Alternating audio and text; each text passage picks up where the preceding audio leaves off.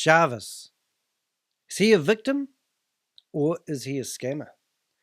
Today, someone sent me an article in the Vice newspaper. And in this article, it told us a grim story about people who may have applied for a job in Dubai, received air tickets to go all the way over there. And when they turned up there, the company that employed them took their passports from them and told them that they had to work to pay back the flights, the cost of the flights for them to get over to Dubai. There's a whole story. Now I want to go through this because I have a sneaky suspicion that ShaveZ is not ShaveZ's real name. Now just the other day, I did a video and ShaveZ decided to do a copyright takedown request to YouTube. And YouTube come back to me and said, "We like what you were doing, Danny. You are an awesome fella. We're not worried about it because you're using that video as fair use," which means that I can play their videos and talk over them. As long as I'm not claiming that I own the video and using it for any profit or gain, I'm all good. So ShaveZ, you didn't get your video removed. I'm sorry about that. Now, I have actually had my videos removed from other YouTubers' channels before. And when I do it, it's not simply click. You have to give them a lot of information.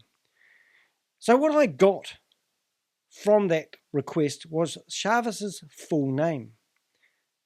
I also got the company that actually owns the YouTube channel that We Are Satoshi is putting their videos up on. I also got the email address. And since then, I've done a bit of a deep dive on who is ShaveZ. So if you just have a quick look at the background here, I've said Dubai's dark secrets, thriving Chinese-run scam empire. Who is ShaveZ? I'm not even going to try to say his name, but I've got my computer here and it's going to read it because it's a really nice name. ShaveZ Ahmed Siddiqui. And then it says forced labor and human trafficking. Now, the article that I'm going to read with you is all about people who have had that happen to them. And it's even got photos of they've taken out the windows of these buildings that they're trapped in, and they have had their passports removed. The other interesting thing is I can't find this guy anywhere. Now I've got his real name. It's like he doesn't exist. Burpees. Right, now think about this. Sam Lee has been asking people to give KYC details. And he's been collecting your passport, your driver's license, your home address, your tax number, your first name, your last name, your pets' names, your middle names, your phone numbers, your emails, and everything about you. Just imagine that Sam Lee and ShaveZ is actually working for the Chinese. Not so far-fetched, is it? And why would they want those details? Because they're probably selling your data and probably doing human trafficking. They would need new identities. So they're stealing your identities. Maybe this is the bigger picture. In this video, I'm going to go through the article as mentioned, and also we're going to have a deep dive into ShaveZ. Now, one of my other videos I released, he told us some really fascinating things, like he started his own corporation at the age of 17. He used to provide services to Marble Studios and also AI. He said that everybody in the world is using AI that his company developed. Now, anyone involved in technology or tech would know that the person behind those companies would be easily searched and you would find information on them. This guy does not exist. And I want to find where he's from. I want to find his family. I want people to see his picture and reach out to me so we can get him back home, because I think he's trapped in Dubai. Would he really? I don't even know if he's in Dubai, to be honest. I haven't actually thought about that. Where is he working from? Oh, no, he was in Dubai, wasn't he? Because the We Are Satoshi roundtable people were there about 3.5 weeks ago, the 55 of them. Theoretically, they had to pay $25,000 each to be on the round table. And if you were, you got to go to Dubai and meet the cocaine snorting Sam Lee, who since have been busted for having a few too many mistresses. Also a wedding. I don't know if you saw my last video, but Sam is not in, I think he's going to have a few marital problems as well. Hence why we're probably seeing a few more drunken videos of Sam. Let's not focus on Sam. let's focus on ShaveZ. So let me, first of all, show you some interesting things. This is a photo of ShaveZ. Now, how I got that photo, it's public, and it's actually on his Telegram photo. So if you want his Telegram, let me know. I've got a little bit of a database going on about him. So that's ShaveZ. The next one is the coffee one. We're going to call that the coffee pose. And when I zoomed in on that picture, I could see a name on the door. And the name on the door actually looks like a photography studio. Something to do with photography. Couldn't quite read it. But if you ever get that photo and you can figure out where that photo was taken, you can just barely see OSAV, and I can't quite read it. But if you can, let me know. Because if you're looking at the background picture I've got, you can see that's even got a clearer, more image of it. But let's not go there. Don't want to go too deep in this dive. The other interesting thing I'm doing is I'm doing a YouTube live as I record this. I'm trying a few new things for my YouTube channel. So what I'd like to do first is introduce myself, and a.k.a. I'm Danny DeHek, a.k.a. the Crypto Ponzi Scheme Avenger. I had a full page in the New York Times. They published an article telling the world about my quest to name and shame anyone running a Ponzi scheme or a scam. And I'm pretty aggressive. Some people in my Telegram groups tell me to calm down a little bit and not get so much up in the face of people I see promoting these Ponzi schemes. But if you look at the video I just did yesterday about Vera lost $90,000 to about 6 or 7 different Ponzi schemes. She even paid $7,000 to these companies that claimed that they could get her crypto back. And I've been in correspondence with them. One person that her and her partner gave $3,000 to was a guy by the name of Millar. And they put the money into an Australian bank account, and then that Australian bank account, which I found out since, transfers that money to a Singapore bank account, and it costs them $200 to do so. So we've followed the money, and we found that the money has actually gone off to a Singaporean bank account number, which theoretically is Sam Lee's. We don't know. We're still investigating, doing a deep dive into Carl Miller and the clad that he hangs out with called the Anzac whale riders, whatever they're called. But I think it's disgusting they actually use that name, because Anzac is a very personal thing to Australians and New Zealanders, and a lot of people went to war to earn the right to use that name. And I think a bunch of scammers like Yvonne Henry and Kate Longley and George, I never get his last name right, so I don't even try, and then also Carl Miller are there, and they're still promoting these Ponzi schemes, which is disgusting. So that's who I am, and that's what I do. So now we want to find out more about ShaveZ, and whether he's trapped in Dubai and he can't leave because his identity doesn't actually seem to exist, even though we now have his full name because he tried to do a takedown request for one of the videos that I've done. So I just wanted to go through some of the other things I've seen recently. Here's ShaveZ again. They're really trying to make him somebody. And also I've seen a few images floating around, and they say, hurry, grab Bitcoin now. And all these hurry things and release dates is causing you to think it's got to be urgent. And they've also said that there's a leadership team behind We Are All Satoshi. Now, this is really alarming to me, because I believe the leadership team involves at least Tracy and a lady called Tami Jackson. And they are controlling these guys like puppets. And I don't know, I stumbled across a Zoom meeting a wee while ago, and it was called Sam is Done. And it was Sam talking to the leadership team. I managed to get into their Zoom meeting, and I hit record for about 30 minutes. I couldn't believe they didn't kick me out. They did the next time I went in there, but not recently. And what I'm getting at is, if you listen to that video, you would be blown away that there's a bigger organization, not leadership, but leaders having discussions. And there was about 80 people in this Zoom meeting. And Sam blatantly said that they are making scams. And they said that one day they could make something legitimate out of scam money. It was just breathtaking to watch. So if you're in doubt and you're wondering whether Sam's a good guy or a bad guy, or whether We Are All Satoshi are good or bad, you're just feeding a scam. All right, so here's the other one, which I don't like, is these imageries that they're using. You can see that they've got people, and it's cult-like, and it's like follow leadership style. I mean, you know, literally 2 weeks ago, ShaveZ was just the tech guy, or a tech guy, and now he's come out and he's got himself an amazing reputation. So what I did, I went back and I tried to find the oldest video when ShaveZ first came on board. So I was quite staggered, really. The whole thing actually started 4 months ago. So a lot's happening in 4 months. But there is a video here where ShaveZ tells us who he is. And I just want you to listen to it so that you can actually get the idea of what he claims he is in business and what type of businessman he is. Now, he says that he started his own corporation at 17. I can't find it. I did have it. I think he's over 26 or 27 years of age right now. And now he's in charge of the Vault Horizon, which I heard another rumor saying that there's 271 Bitcoin. And I've got a video of Reverend Maurice demanding that they get their money back. And ShaveZ, this is the big problem. ShaveZ claims that 30% of everyone's money that was paid into We Are Satoshi before they had their funds drained is still secured in the Vault Horizon. And my argument to that is, well, if that's the case, give people who don't want to have anything to do with you guys the opportunity to get their 30% of what they invested back out through the Vault Horizon. It basically liquidate the Vault Horizon, give it to everyone evenly who financially contributed, and then the money that is left in the kitty from people who didn't want their money back, then start the project again.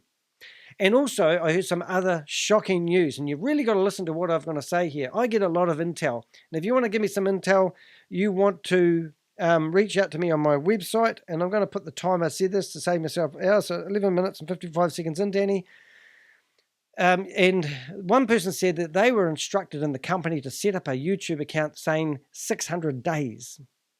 And then Sam told them to do so, and ShaveZ told them not to do so. And this was just before Sam got kicked out of it. Now, why would they do that? Because when the 500 days, when the money matures in the Vault Horizon and either they distribute the money back that's left or the project didn't work, they were going to extend the 500 days to 600 days. I couldn't believe it, but that's what you hear anyway. So let's find out who ShaveZ is. This video is about ShaveZ. Who is ShaveZ? So let's get stuck into it and listen to what he says about who he is. Merely when I was 17, and the whole tech world was unknown to me. Okay. I was just curious. Worked in a supermarket. And that curiosity until the age of 17 took me all over the place. I started exploring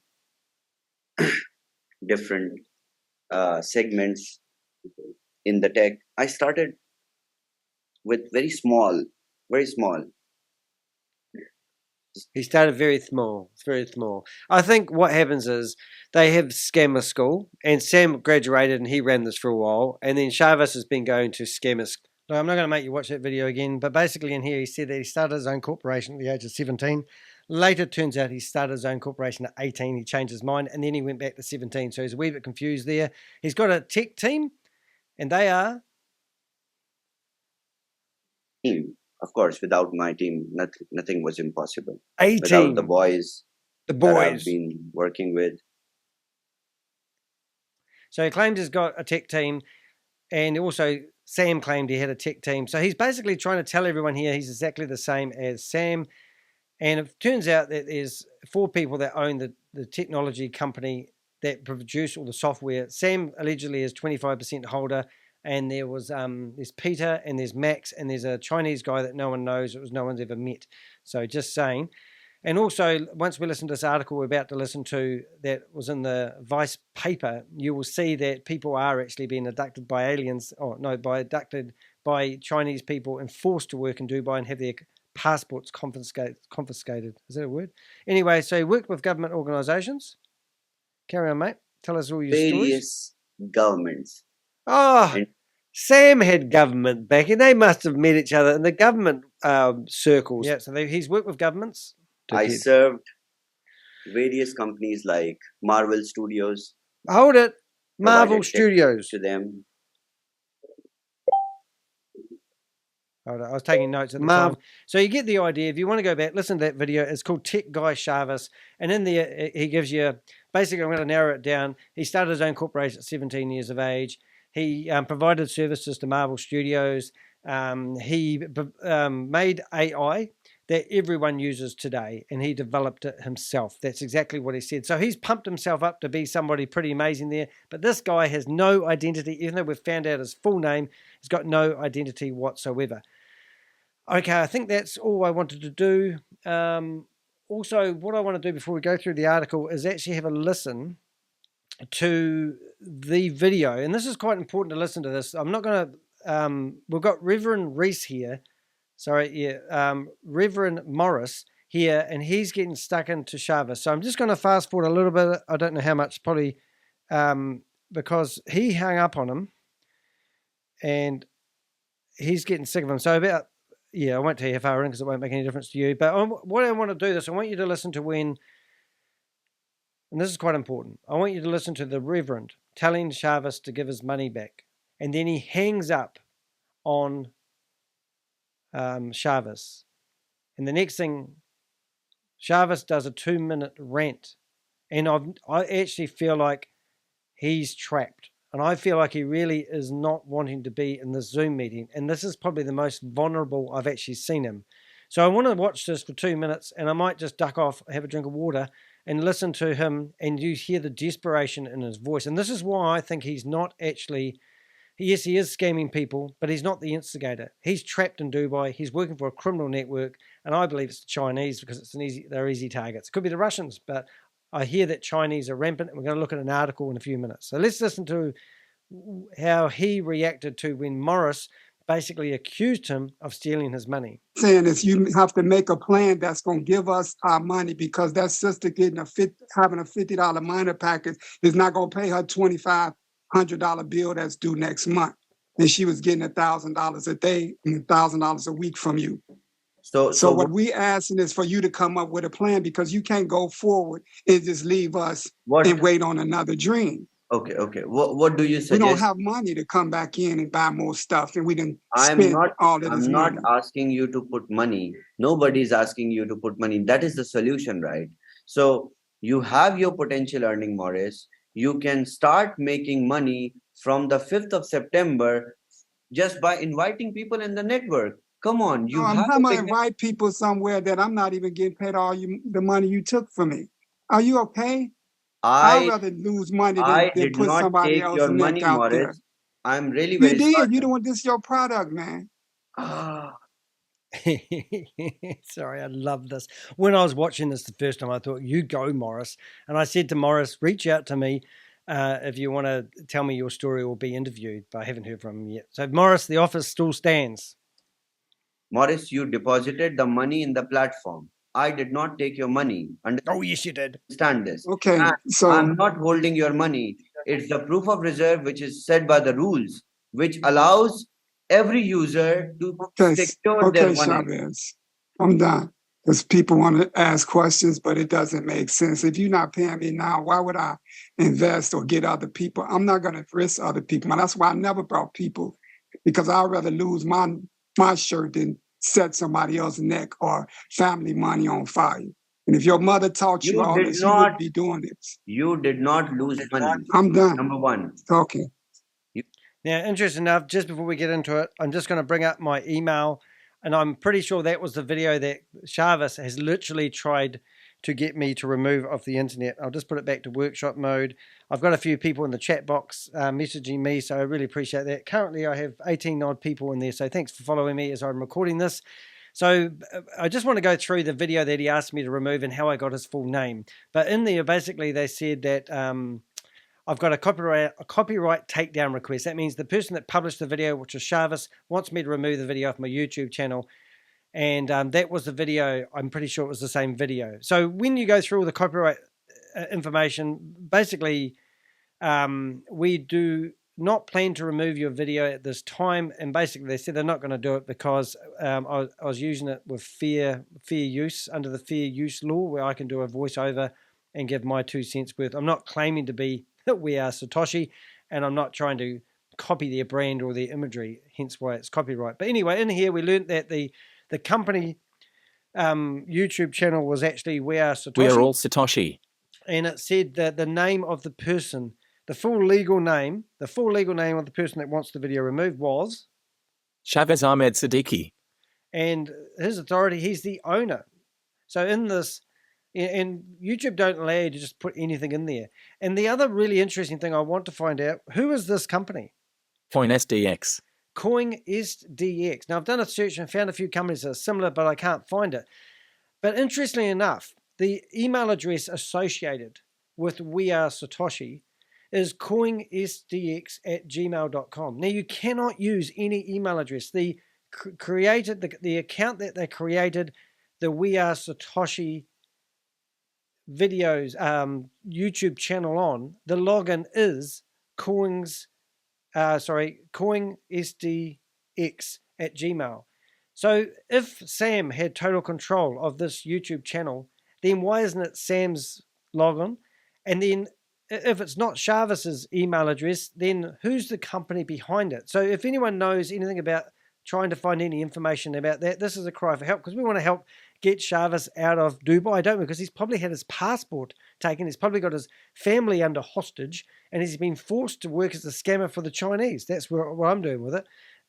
So anyway, so actually just we'll have a quick look. The video removed. I'm just trying to figure out what video it was that he was complaining about. And the video in question, I wonder if that's I'll just have a wee look at that one to see if it was my one. Oh no, that's gone. No, that's not been very good. I don't want to stuff up this video by getting too much into it, but I want to see if that's the link to my video. Oh, it's my video. Oh, so that will tell us anyway. So, in that video, oh yeah, so that's, you've got the keys to the, so that's the video he wanted me, yeah, so it's the one with Maurice.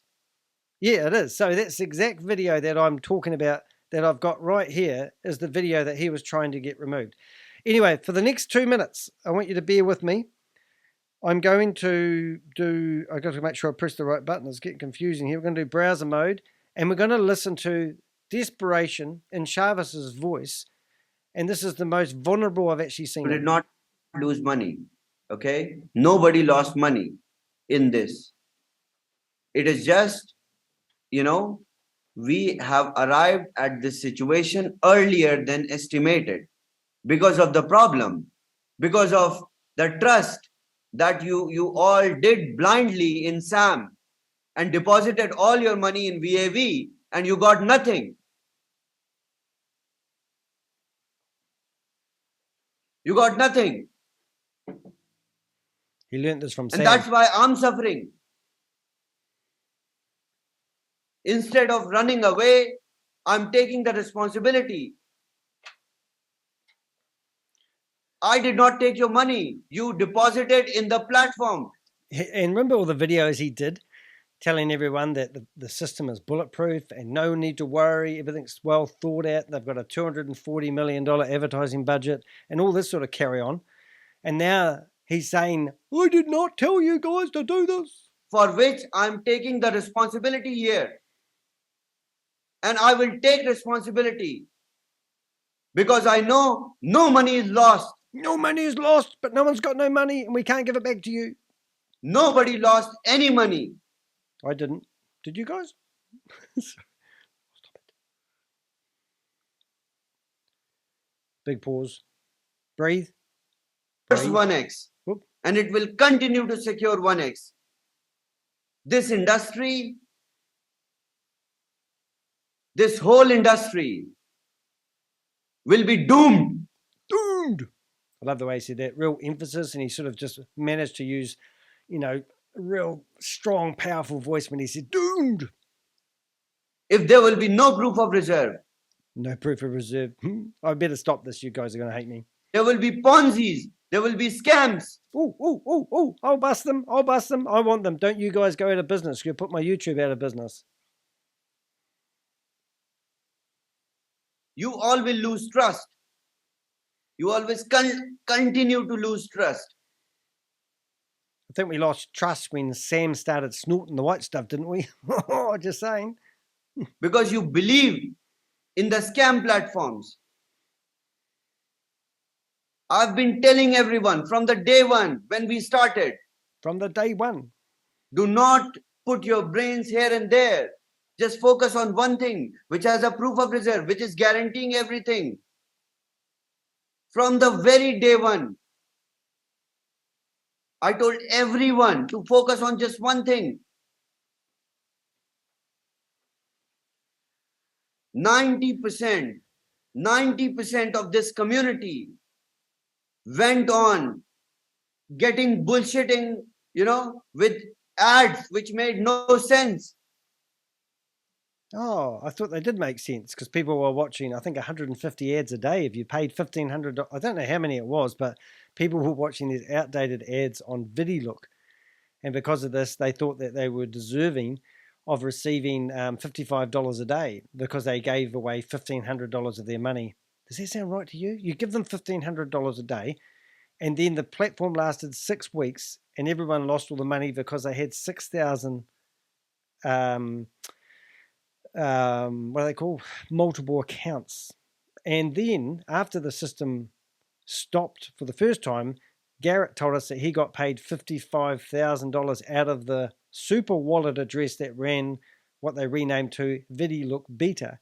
Even though there's no money and everyone lost money and that was their story because of the multiple accounts, Garrett still managed to get paid out of that fallen company. Then Conrad left, and Conrad left. This is ViDiLOOK, not We Are Satoshi that I'm talking about, but it's the same company. Conrad left, and a week after he left, and theoretically Conrad's a good businessman and doing legitimate passive income opportunities, so I've been told. But then I just got a message from someone who is a legend at introducing and influencing, how do I explain this? Someone who is a good source of information, and she, I said she.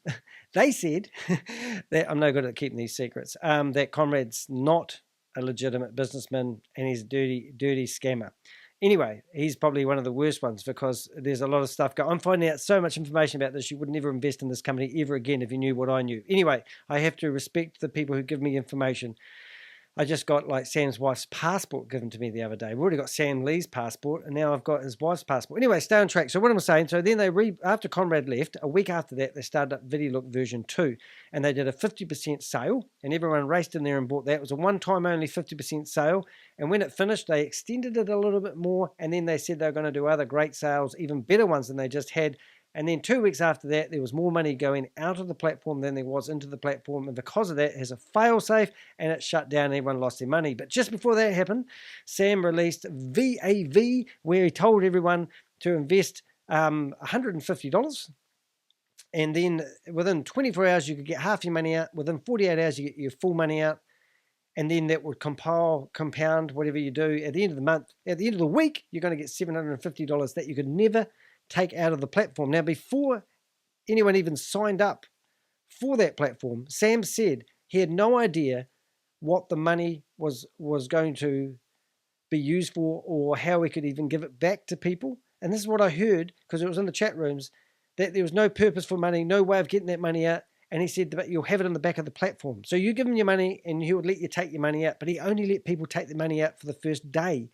And then every second day, he released bigger packages. So I'm not going to bore you with it. It's all in my other videos. But basically, it was a massive Ponzi scheme, a 7-day Ponzi scheme money grab.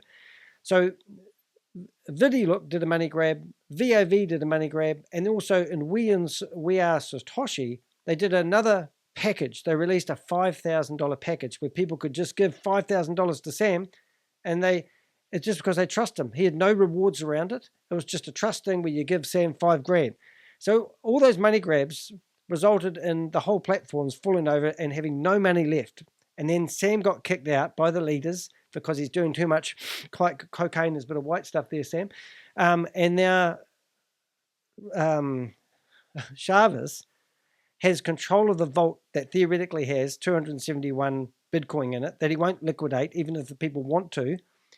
And he's got the keys, my crypto, and Sam just walked away from it all. Now, do you not think that sounds a little bit unusual? Anyway, I'm just going to let ShaveZ go on for a bit more because this is where I thought he was going to say he's had enough, but then Tammy Jackson comes in and saves the day and calms the farm.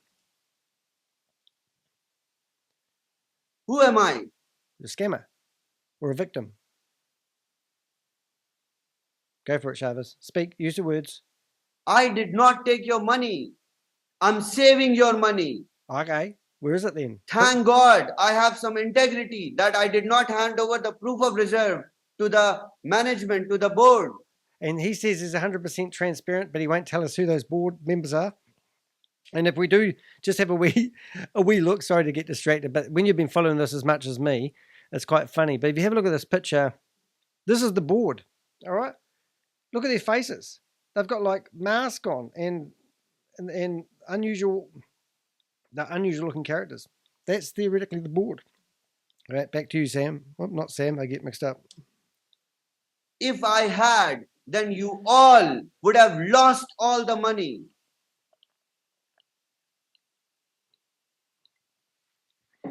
Then you would not get a chance to shout at me.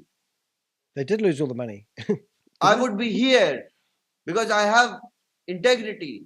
But so do right now, I have integrity and the proof of reserve. Both. And we will get through. We will get out of this situation. The real funny thing about this, they claim they had a $240 million advertising budget, and they blew through that in 105 days. And now he claims that he can basically build it back up, make everyone billionaires with no advertising budget. We'll get out of this adversity. But we need to think of realistic solutions to get out of this adversity. That now has been released, and it's called, what do they call it? Affiliate Marketing 2.0. We cannot, I feel so bad that you sounded like I took your money. Well, no, we know management took your money and you're a puppet on a string. Yes, I will return it, no problem. Okay. Why don't you just liquidate the Vault Horizon and let people have 30% of their money that they've lost back rather than holding them for ransom? I mean, surely you could start this over again, because since you've been doing this, you're claiming that crypto Bitcoin is going to go up to $100 a coin, and you're waiting for the bull rush to go off. And in the meantime, you've been going for over 110 days now, and crypto's probably gone backwards, I think. So it's probably going to happen. If I had taken it,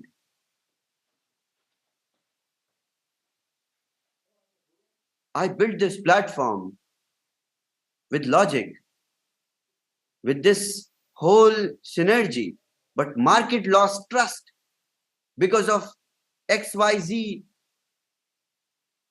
crap reasons.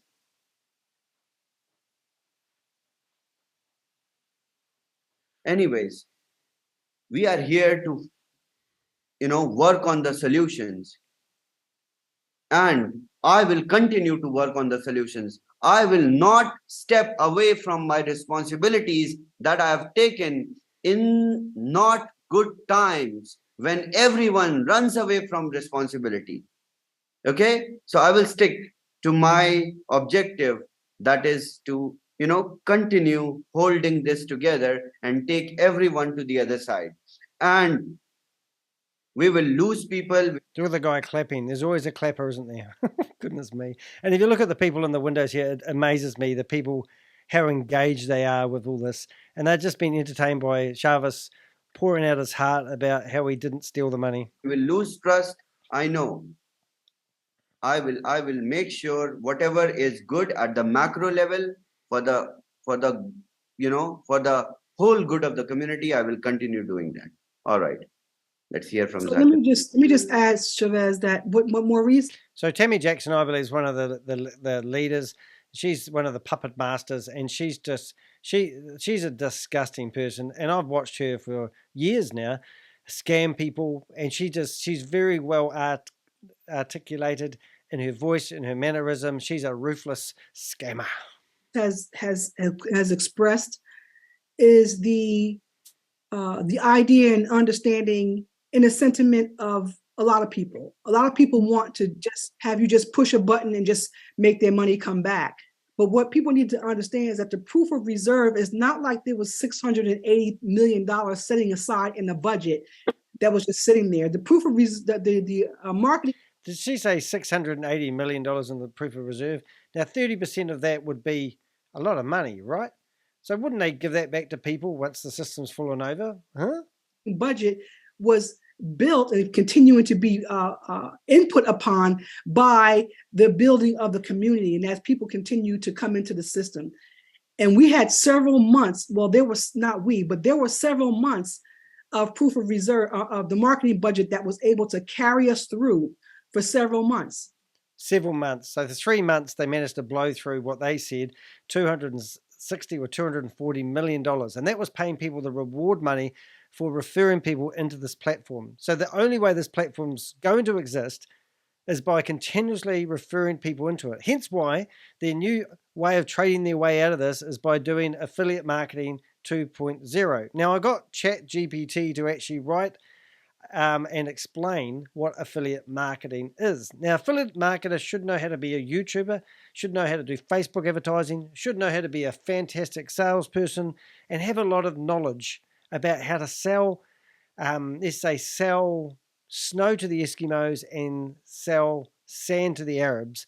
You need to be a versed lethal seller. Just look in that the Zoom meeting window. Do these people look like on the edge salespeople? Don't worry, they're all going to be trained by ShaveZ, who I found out his real name, but doesn't seem to have any history, even though he had his own corporation at 17. He used to service Marble Studios. And what else he used? He also developed some AI that everybody in the world uses that he developed. He's a very talented man that doesn't seem to exist. He is unfortunately a puppet. And I'm going to show you an article at the end of this video which you can use the timestamps with. Now, I just want to give you a bit of a lecture on timestamps. So if you're on one of my videos, and let's say you're on one of my videos, and you go down to the More button, you'll see it drops down, and you can see timestamps here, all right? And I spent hours going through every part that highlights, and you can click on them, or you can just ignore those and go straight to the bottom and see the ones where it says chapters at the bottom. And then you can click view all. Hold it, somebody's just gone show. Cool. So I'm doing a YouTube live and somebody did a comment and it asked me to hide it or show it. And I'm showing the comment because it said, funny things, she is a dumbass. Now, isn't that nice that YouTube said that was offensive?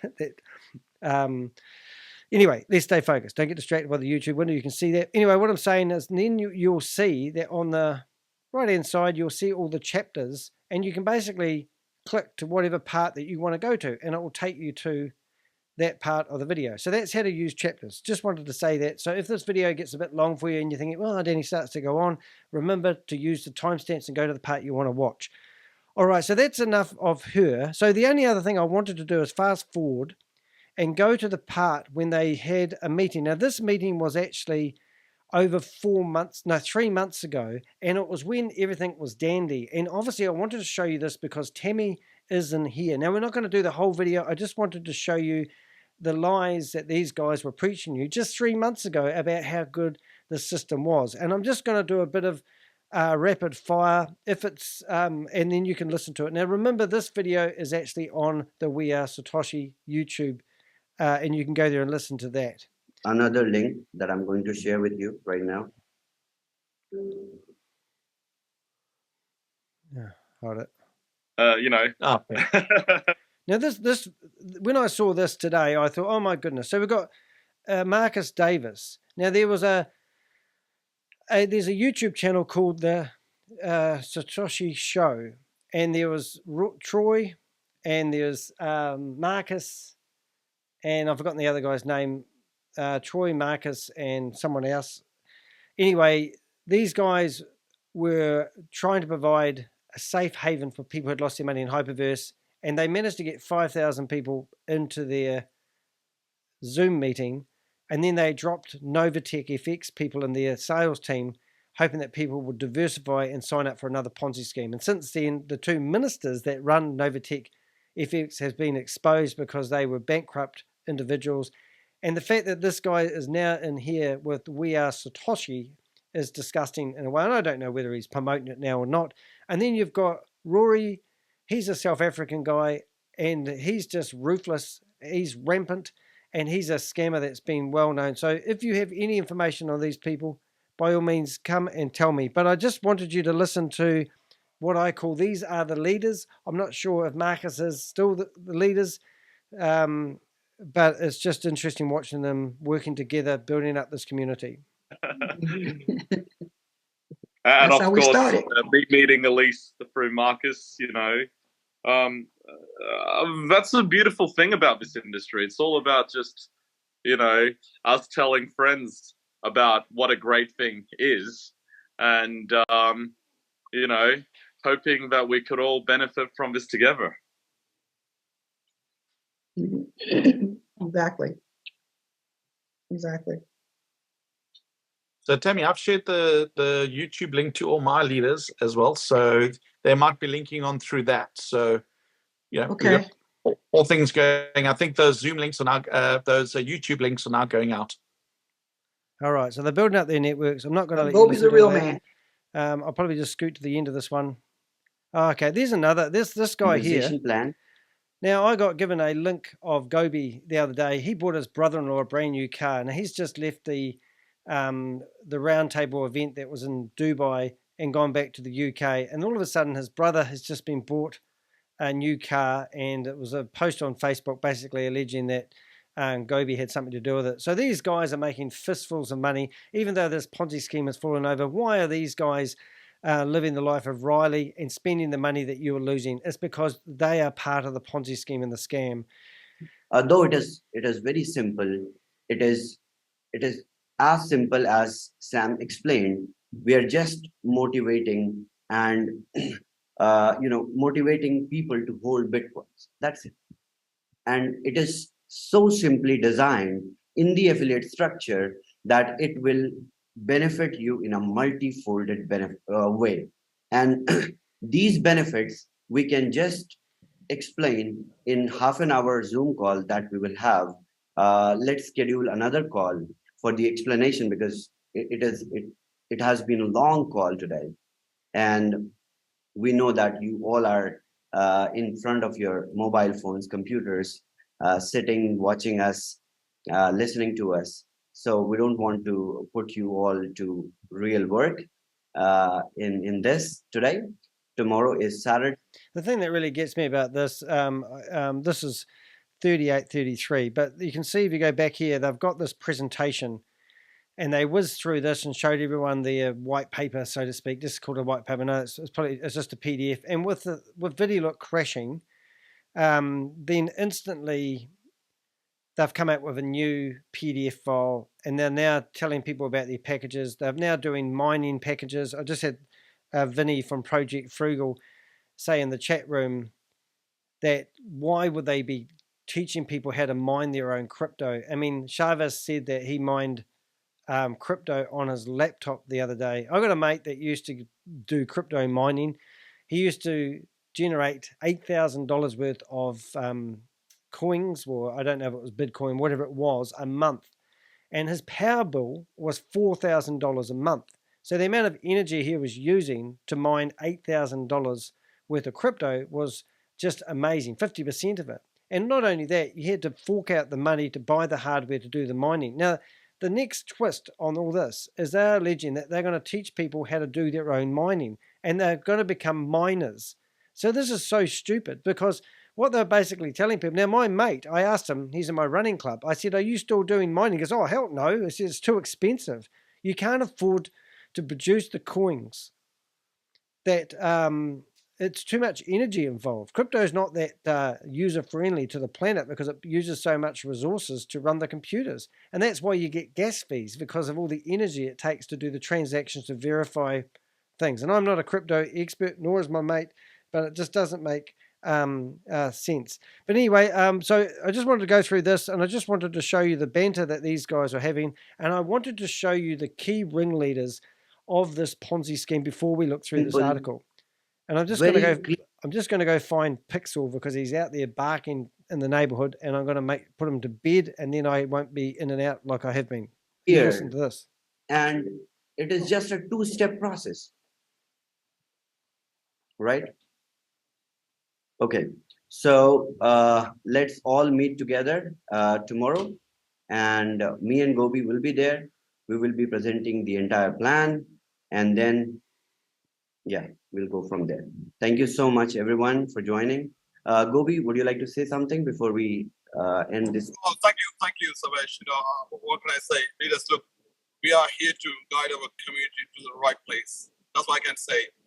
Whatever you have seen in the past, not going to be here. No one's going to mislead you guys. No one's going to brainwash you. No one's going to brainwash you. No one's going to mislead you guys. All of a sudden, all the money ran out of the proof, out of the marketing budget. And now they've got the keys to the Vault Horizon and you can't touch it because they won't let you. There's no money in the Vault Horizon. There's no opportunity that you're going to get your money back. This is a criminal network. And I believe it's all ran by either the Chinese who invaded Dubai. And I've got an article which is very similar to what I feel is happening to ShaveZ at the moment. So we're just going to listen to a little bit more of this. I'm never going to go away. Sam, Thank you, guys. Sam's never going to go away. Well, that's a good word spoken, Sam. Sam, I just want to add one thing. If people get this concept, I've traded 3 years, and what you've put in the hands of people is a guaranteed bet that you will not lose your money, you will not lose your trade. But if you go for the proof of research, that's what people need to understand. Do you understand that, people? People have tried to trade Bitcoin. They've tried to trade tokens. Yeah, in this family, you go in and do what Sam's telling you. He's effectively writing you a check in 500 days to say you're not going to lose a cent, or you can only have an upside.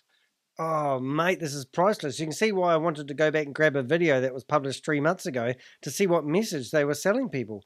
ShaveZ is in here and he's relaxed and he feels good about this. And Sam's in here. He hasn't even got any white stuff on his nose.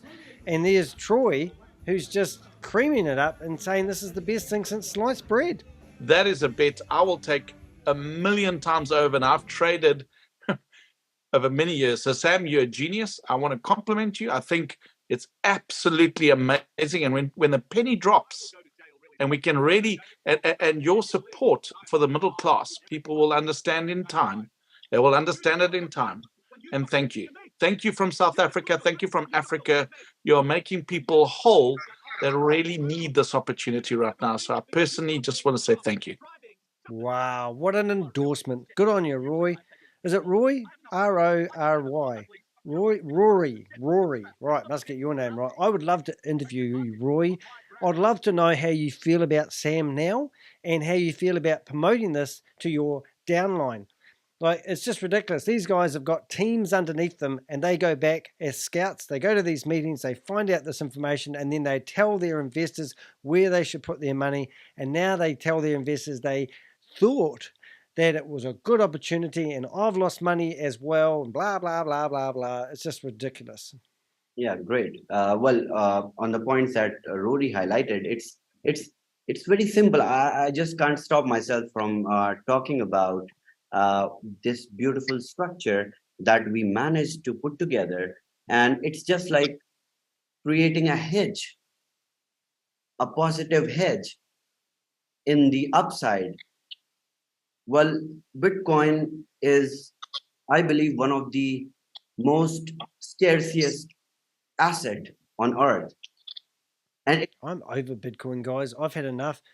I'm sick of it. Anytime somebody talks Bitcoin, I go blurry-eyed. It will be more scarce, right?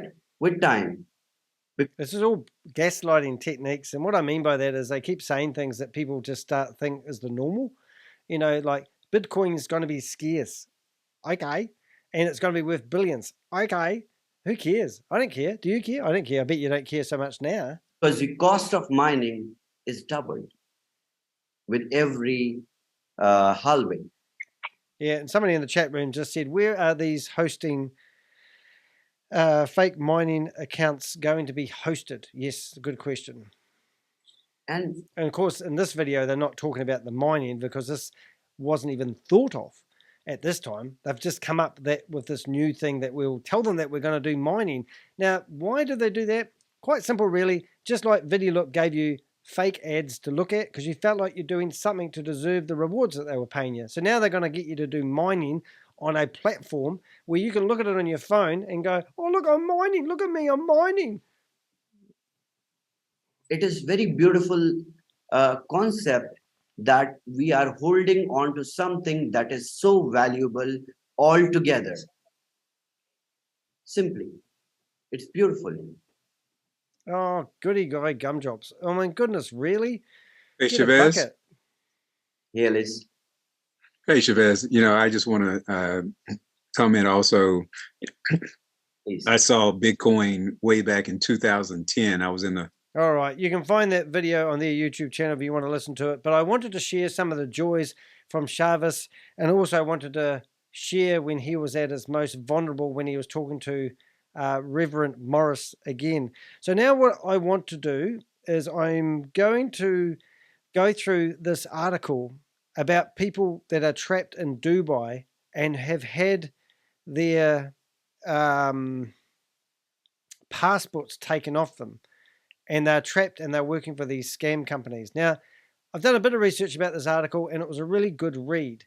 Now, my take on it, if you're wondering what my take on it is, that I believe that ShaveZ is a paid puppet. Also, ViDiLOOK, I believe he is also trapped in Dubai. I believe they hold these people's families for ransom. They literally take their passports off them, and they have to work for these companies to survive. It's actually about survival. Now, this article that we're about to go after, have a look at, is actually nothing to do with We Are All Satoshi, but it's a brilliant article, and I'm going to get the computer to read it to us. Now, just so you know how it works, this article has actually advertised job opportunities for people. They've gone over to Dubai with their flights paid for, and they've got themselves a job working for some of these Chinese companies. Now, Sam did walk around and show us the 8 buildings that he alleged that he owned, and Garrett actually told us that the buildings are actually owned by one fella who's some big wealthy guy who is actually in prison at the moment. So it could make sense. I'm not saying this guy in prison is Chinese, and I don't want the Chinese mafia after us, but a lot of the information in this article was so breathtaking. It made me think, well, ShaveZ hasn't told his last name. When he did the takedown request for the video that I produced just a couple of 3 days ago, he used his real name. And I've searched for his real name and found nothing. I've done reverse image searches on these images, and this is recently taken. I've done one on this one, and I can't find anything about him. He doesn't exist. So it's like he's using a stolen identity. And I really want to help this guy because I believe he could be a victim, and he's trapped in Dubai, and he needs people to recognize him, and we need to go to the Dubai police and expose him. Now, he's in this, my favorite website, BeHindMLM. You can see that Sam, there's articles in here, and his even, I've just basically forwarded that email to Oz, who runs this website, and showed him that we've managed to find ShaveZ's full name, because he was saying that his name was Anwar. I don't know what Anwar is, but when I looked up Anwar, I couldn't find anything either. I don't know where he got Anwar from, but if you look at ShaveZ's real name, it's similar, but it's not spelt the same. So I'm not sure if it's a typo on my end or his name. So he's got Ahmed, see? Ahmed. And in here, he's got War. So I don't know. Anwar. Don't know. Anyway, one of us has got the name wrong. I'm assuming that I've got it right because I've got the legal name for him to get the video removed. Have a look at this article. It's disgusting. It tells you about all, the latest stuff that that is out. And also there's an opportunity on this website. I'll try to put the link in the description if I have enough room. Okay, so let's have a look at this article of this couple, and I'm just going to get the computer to read it. So let's go. In Dubai, Chinese industrial-scale scam mills are thriving.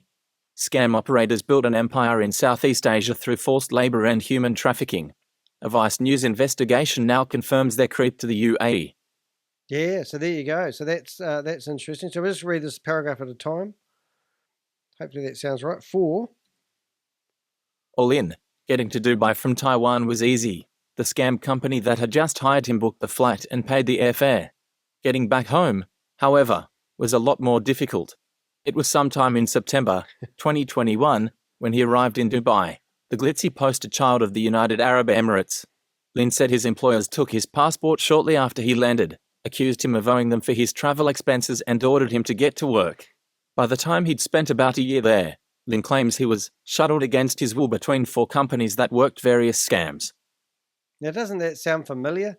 Now, Sam's got an office in the Silicon Valley, or whatever it's called, and they are running scam after scam because they said they reduced. Now, so far, we've got ViDiLOOK, AVA. I found if anyone ever wants this information, please do reach out to me. But I found the production company who was doing all the Hypernation videos. The whole company, I've got all their names and everything, about 10 people, and they were working out of Kuala Lumpur.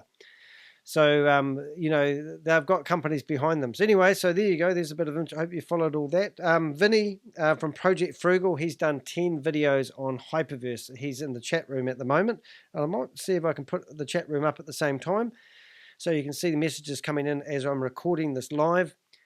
And he basically said maybe it's Shavis Reese-Lewis. Steve Reese-Lewis. Shavis Reese-Lewis. He's a paid actor. Yes. Let's have a read of the next paragraphs.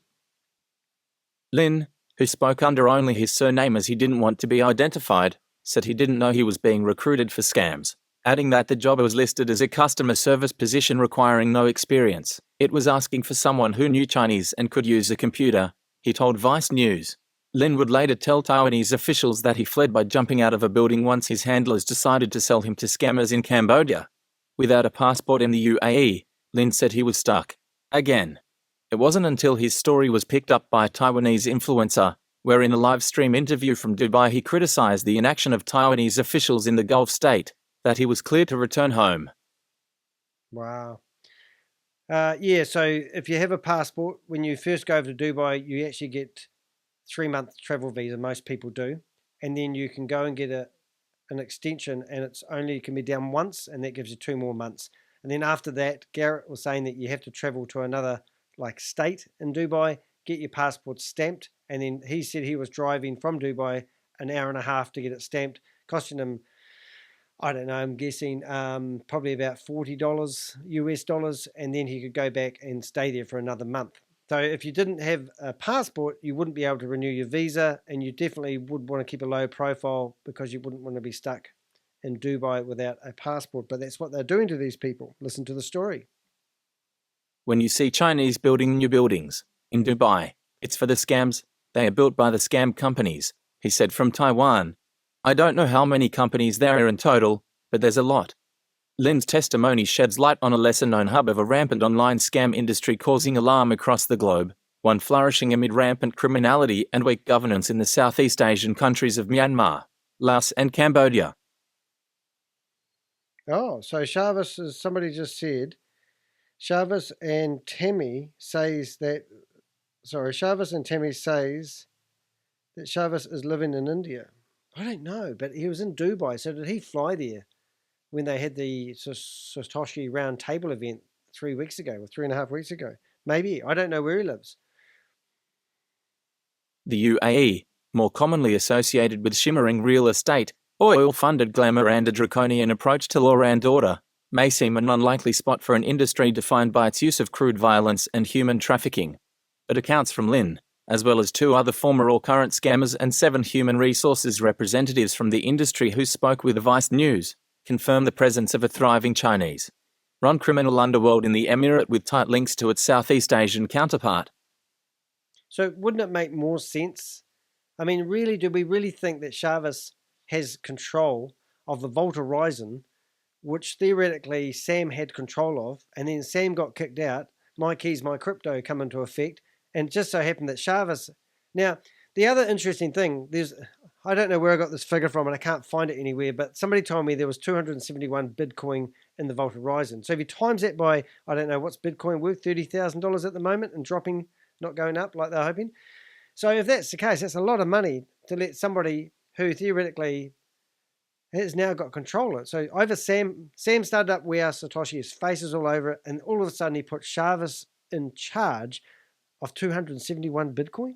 I don't know whether that figure's correct or not, but even if it's not correct and it's only, I don't know, 50 Bitcoins, 1.5 million, is that right? I'm not quick maths there. And then all of a sudden, ShaveZ has got the keys to that. If I was ShaveZ, and I had that money, I would just take off with it. Okay, just saying. Oh, I can't remember if I've done that one. I think I have done that paragraph.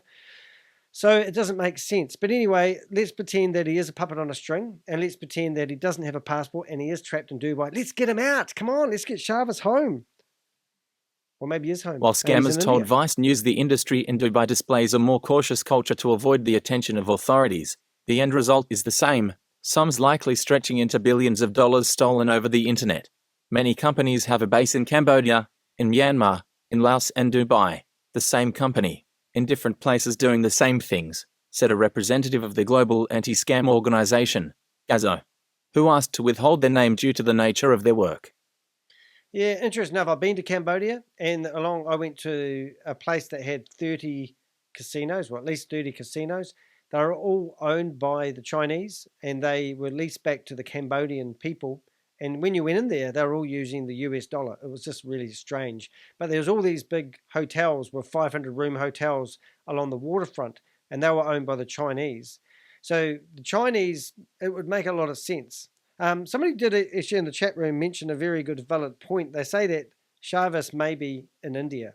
I don't know where he is. If he is in India, it makes this video not so much fun because he's not trapped in Dubai. But have we got any proof of anything? Now remember, ShaveZ says he wants to be 100% transparent. So for a start, I'm the only person that I know of that actually managed to find his real name.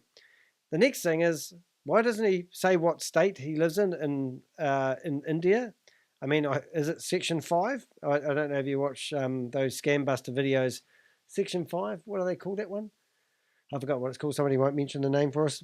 But, you know, it's I think it's Section 5 or, yeah, it's an area in India where a lot of scams happen.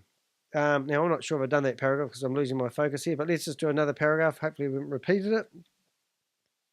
Volunteers established the organization, which assists scammed victims, as well as those in the industry attempting to escape, in the wake of Southeast Asia's burgeoning crisis. Since early 2020, a suspected multi-billion-dollar scam industry has taken root across the Mekong region, as the economic downturn saw Chinese criminal syndicates pivot from gambling operations to industrial-scale scam mills. Yeah, and there was also some other stuff. Somebody gave me a video yesterday. I'll try to put it in the description when I finished uploading this video that I'm recording. And it was about, I can't remember, but there's a lot of these underworld companies are out there. There's a lot of, I don't know how to even describe it, syndicates, and they are running criminal networks.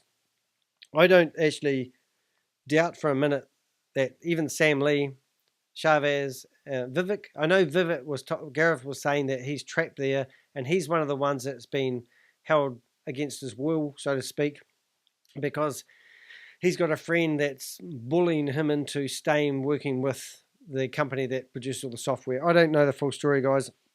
Often I talk about these scams as me being a jigsaw puzzle builder. And, you know, you're laying out all the straight edges, the overall picture is becoming very clear. And every time I get a new piece, I go, oh, I know where that's going to go. And I try to put it in. It doesn't quite fit. So I have to put it back in the pile and think, I'll work it out eventually. So any information that you can give me to help me make this jigsaw puzzle a nice, colourful picture, I'm all ears. Every time somebody gives me a bit of information, I find out, I find things I didn't know. And it's really good. So don't think any information that you have can't help me paint a more clearer picture of this scam. So please, let's find out more about ShaveZ. I mean, he wants to be 100% transparent. We don't know his last name. We don't know where he lives. We don't know where he operates. It's all a theory that everyone has. We don't have any rock-proof evidence, even though he should tell us because he's been 100% transparent, right? Propped up by workers from across Asia, lured under false promises of well-paid online jobs, then forced to commit fraud against unsuspecting targets, reports of brutal violence, imprisonment, and human trafficking have become commonplace. In Southeast Asia, the industry has thrived amid weak governance and rampant corruption. At first glance, Dubai may not seem to fit the profile sought by these same criminal enterprises.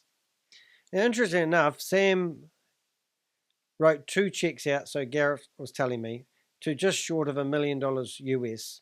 And to be honest, he mentions it in one of his videos saying that he was bailing out ViDiLOOK at the time, and it was for $952 million, so he claimed.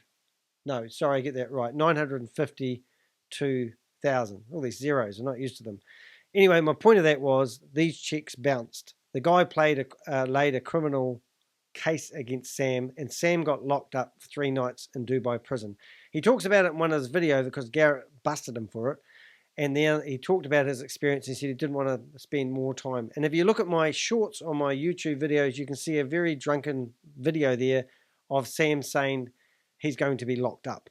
Now, my point of saying that is that I've forgotten my point. So I have forgotten my point. What was my point? So Sam's had his passport taken from him by the Dubai police, and he needs to pay this guy $1 million. He's also got 2 court cases pending. So he's got a travel ban. So he's trapped in Dubai like everyone else. So there must be a lot of people that seriously are trapped in Dubai who can't leave. And Sam is one of them. Maybe that's why he's doing a lot of cocaine and drinking lately. The UAE, a federation of 7 emirates, is widely described by international rights groups as an authoritarian state with a strictly monitored society. The state's deep level of control is upheld by a robust security system fine-tuned to weeding out political dissent or religious extremism. With such policing, the UAE promotes itself as one of the world's safest countries, but perhaps just as central to the UAE's national identity as law and order is its business-friendly climate. It has built its modern economy in large part on global connectivity and ease of setting up shop. But this openness has come with downsides. Last year, the watchdog organisation Financial Action Task Force placed the UAE on their grey list of countries to watch for money laundering. Yeah, and that's the thing, and that's where you can get a lot of people. For example, when the video I did last night, uploaded 24 hours ago, was about a lady called Vera. And Vera had lost $90,000 to scams, and she'd gone to one of those, we can get your crypto-backed companies. And I actually rang up the guy who's claiming that he can do it. He claims he's worked for a government organisation. Quite interesting. But they invested in AVA from Australia, and they got a bank account number to put the money in. And when that money went into that bank account number, it got transferred into a bank in Singapore. Now, to do a transfer actually cost $200. So theoretically, the money that was invested into VAV was $3,000 because they invested $1,500, and they were told that they would be able to withdraw their money, half their money in 24 hours and the rest of it in 48 hours. So it would not make sense that they would pay a $200 fee to transfer money from one bank account in Australia to one in Singapore. So that alone would tell me that this VAV thing was just a money grab, and they had no intentions of giving anyone the money back. So it is disgusting, but you know, I hear these things and I go, there's another red flag or another nail in the coffin. That's just letting people know that these are scams, you know, and they're just taking your money. These are modern day bank robbers. This stems from government apathy toward fiscal crimes, said Lakshmi Kumar, Policy Director of Global Financial Integrity, a Washington-based think tank that researches illicit trade and corruption. Kumar specializes in tracking money laundering and has researched the legal structures of Dubai's free trade zones, economic parks which allow businesses to register and operate with minimal oversight or bureaucratic red tape. These areas offer similar perks as the special economic zones of the Mekong region, many of which have been associated with scam operations. Hey, I just appreciate the comments that are coming up because I'm recording this video and also I'm broadcasting me recording this video live, and somebody just said, I don't think he's trapped in Dubai. So that is a fair comment to make. However, we don't actually have any facts where ShaveZ is. I mean, he could literally be in New Zealand with the modern world we live in. But why doesn't he say what country he's in? And we do know that he was in Dubai, so he's free to travel. And we don't know, we don't actually really know nothing about ShaveZ. I mean, for God's sake, people have just been handing him money over the last 4 months, and they don't even know his last name. It's me we've got his last name, so here we go. ShaveZ Ahmed Siddiqui. ShaveZ Ahmed Siddiqui. It's quite cool. I'm just going to post that in the window with the chat people. Oh, it's not there. Oh, yes, it is. No, I'm just going to, oh no, I won't do that. Oh, I will do that. You guys are watching me. So I'm just going to steal some more of your precious time here.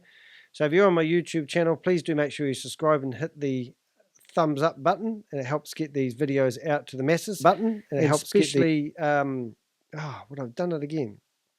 Hide chat. I'm just going to post his name in there again because you can scroll up, and we're going to have another wee listen to his name. We're now going to get done for copyright from the Dragon's Den. We're now going to get done for copyright. Oh, I get done twice. Just turn the sound down, and I'm trying to pause the video. There it goes. I want to read his name out because it sounds really cool. ShaveZ Ahmed Siddiqui. Wow, cool. Anyway, I don't know. I'm losing my train of thought there. So it's all about money laundering, really, I believe. So let's go down here and let's read another couple of paragraphs. Kumar said the cyber scams industry would fit the mold of a number of other illegitimate actors, such as gold smugglers, that have found Dubai to be fertile ground to operate. Both criminals and legitimate business actors are both attracted to the same type of business environments, said Kumar, pointing to the UAE as a gateway between Europe, Asia and Africa. The UAE has attracted a lot of legitimate business interest, but that also means it immediately attracts bad guys because it gives you reputational benefit. Wow. Okay, we'll carry on reading. I'm going to read that paragraph. There are now a significant number of victims who reported being hired for a legitimate job in Dubai, only to later be told by the company that their position was being moved to Laos, Cambodia, or Thailand. I didn't read that myself now. I'm reading the comments in the chat room. Interesting enough, Flavoured, you remove your message. It didn't mean that you can't have an opinion. I just sort of said we don't really know, do we? Okay, so let's have a look. April, let's have a look. In April, the Support Office of the Bali Process, an international human trafficking forum co-chaired by the governments of Indonesia and Australia, encompassing more than 50 member states, including the UAE, named the Gulf state as a host nation for scam operators in a policy brief. Yeah, I'm not listening to this. I'm letting you guys listen to it. The person that actually shared this article with me originally is actually in the chat room. So, yes, it's a brilliant article, and I'm glad you're glad I'm sharing it. So it's good enough. Jason Tower, the Myanmar country director for the United States Institute of Peace and a leading researcher on Southeast Asia's scam industry, said listings for well-paid IT space jobs in Dubai began appearing in 2020. Though he said it's unclear to what extent pig butchering scams are actually done in Dubai, there's now ample evidence the city is used by scam syndicates as a transit point for trafficked labour. Actually, the pig butchering scams is the video that I was trying to blurt out before, and I presume the person that's in the chat room is the person that also gave me that video to watch. Now, I don't know if I should do this live, but I'm going to because I can't help myself. I'll get the right video. Oops, hold it. I just want to see if I can find the video that I watched. So I'll try to put...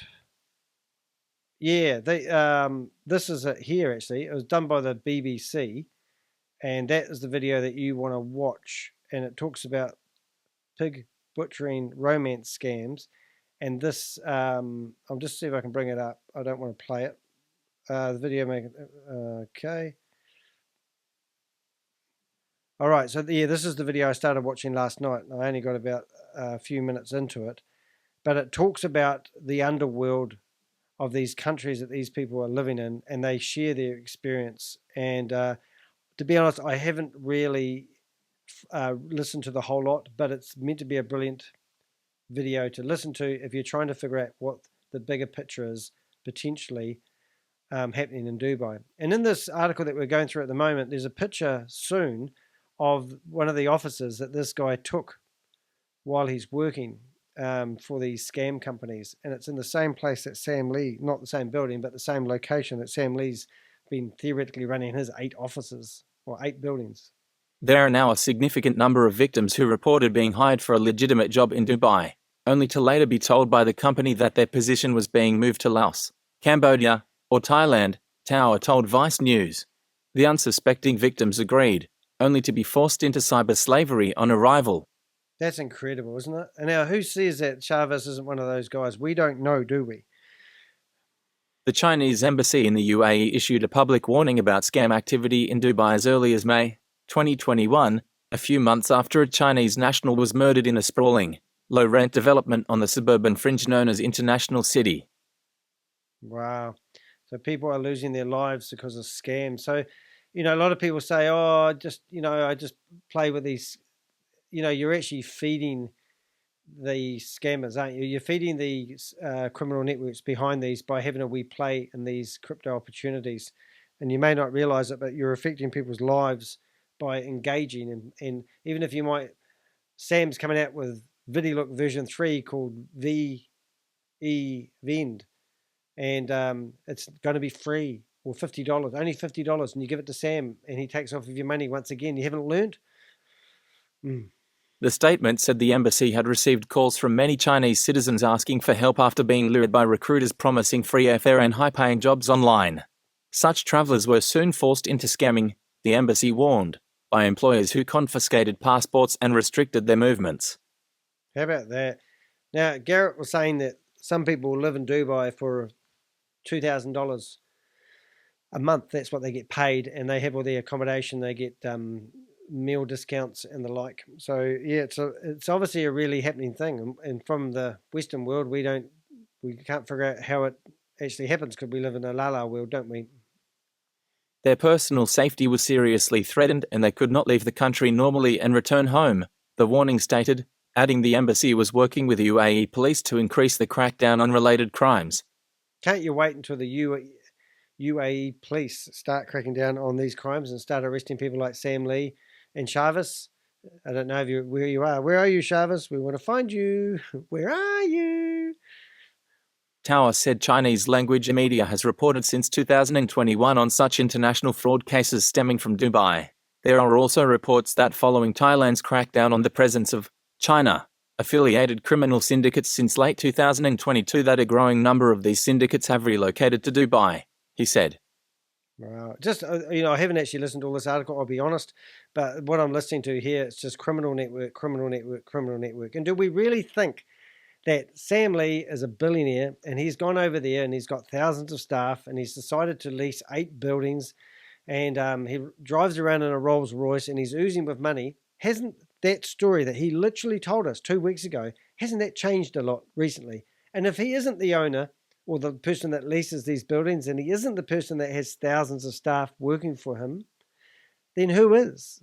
So it would make sense that Sam, who went and stole $50 million from Australians, decided to go to Dubai and hide for 8 months and then popped up as this wealthy guy who theoretically is just oozing success. Now I haven't done it, but I've got a lot of, one of the mistresses that actually was dating Sam, even after he was married, has actually given me a whole lot of articles of Sam when he was from about 2019 right up to 2001 when he was building up Blockchain Global, the company that he took off for $50 million. Find it on the internet. And she's been providing us information showing us that Sam actually had a pretty legitimate opportunity to be a good guy. And he's gone rogue. And Sam's probably in shock or got a mental disorder where he doesn't know, he's obviously been squeezed. If you listen to my video with Garrett was actually saying that one of the business partners who owns, I think it was Peter or Max, who owned the 25% of the business that Sam theoretically owns that produces all the software, he got 6 guys to be there as thugs and told Sam to pull his socks up or these guys were going to come after him. So Sam could literally be living in fear every day. He hasn't got a passport. He's trapped in Dubai. He tried to do these cash grabs. Who knows if it was Sam who's doing the cash grabs or that was just the story he was told. Who knows how much money really is, is really up for grabs here. It could be billions. We don't know. This could be just all circus performance. And these guys are puppets. And the bigger organization, the Chinese mafia, and they've, literally what's happened to these people who have gone over there. I'm not sure I've done this paragraph. Sorry if I have. Police in Dubai did not respond to comment by press time. Law enforcement in the capital Abu Dhabi did not respond to requests for comment, nor did the UN Office of Drugs and Crime representative for the Arab Gulf region. UNODC's Southeast Asia office, which tracks scam activity in its own area, said it couldn't comment on Dubai. All right, so this photo is quite significant, really. Have a listen to this. Views from an office complex sent by HR Han to a Vice News reporter. The recruiter said the office, supposedly in the Dubai Investments Park, is used by a scam company. Wonder if it's Sam's office. Wouldn't that be a hoot? My point of that one there is if that's your view and you're looking out the window and you're looking at my YouTube and you're in my... please reach out to me. I'd love to see some photos of your offices if you're trapped in Dubai. Send them through to me, DeHek.com, or email them to danny@DeHek.com. Or you can basically go to the top of this YouTube channel and find my Telegram group, and you can go in there. We've got around about 500 Avengers who are out there, like me, gathering information so that we can stop these criminals. So let's carry on reading. So that's the view that somebody's trapped in Dubai working for Chinese scammers, and it could be Sam who took the photo. Who knows? Bye. Why September 2021, some 4 months after the Chinese embassy's warning, Lin said he was pulling scams in a multi-story office building in the Dubai Investments Park, a large, mixed-use development near the city's desert edge. He estimated his company had about 200 employees, all but a handful of whom were Chinese. Wow, isn't that amazing? That just blows me away, actually. Sam can't remember which lie he's told anymore. No, I think he's in a real bad way. That's why the story keeps changing. Yep, that's right. He's a liar, pants on fire, and he's got a big long nose. I do feel sorry for Sam, though, because I've destroyed his marriage. Silly me. I told his wife that he's got 3 mistresses, and she didn't know that he's also got 2 sons, or 2 babies. I got a photo of the baby the other day, and I got a photo of Anne's passport as well. And people are going, why are you showing this stuff? Because, I mean, do these people not know that their husbands are actually running scams? I think they do. Just saying. Come on, read it. Computer's been naughty. Read it. Known locally as Dip, Lin said he stayed in a shabby dorm a few minutes' walk from his office, which he believed housed as many as 8 different scam companies.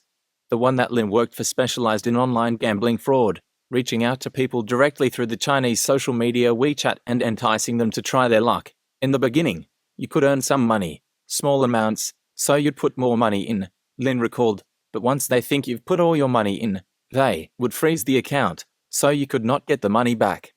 Oh, Jesus.